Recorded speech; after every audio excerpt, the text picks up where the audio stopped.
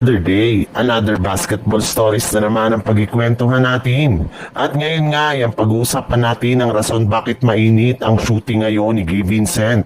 At ang balitang posibleng pagkuha pa ng Golden State Warriors kay Ben Simmons.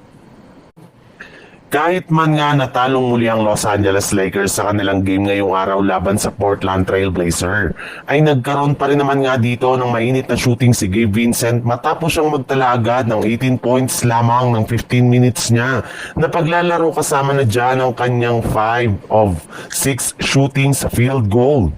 Kaya pagdating nga ng first half ay umabot na agad ng 22 points ang kanyang puntos.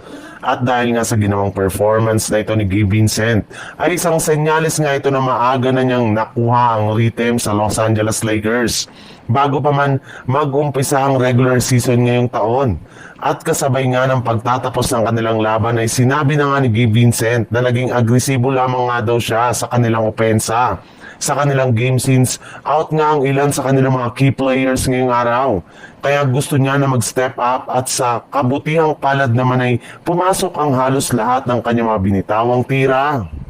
Sa ibang balita naman, ayon nga sa pinakahuling inilabas na balita ngayong araw, hindi pa rin daw tapos ang Golden State Warriors sa pagkuha ng mga bagong players at sa pagpapalakas ng kanilang lineup ngayong season.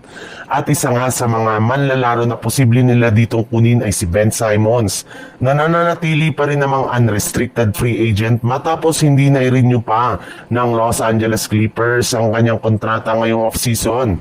Bagamat man nga maliit na ang kontrata na lamang na kinukuha nito ngayon, ay ilan mga team na nga lang ang nagkaka-interes sa pagkuha sa kanyang serbisyo.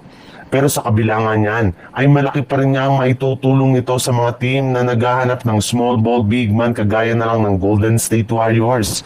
Kung sakali man nga na makuha nila ito ay mapapakinabangan nila siya ng gusto sa tuwing gagamit sila ng small ball rotation kung saan ilalagay nila ito bilang kanilang sentro.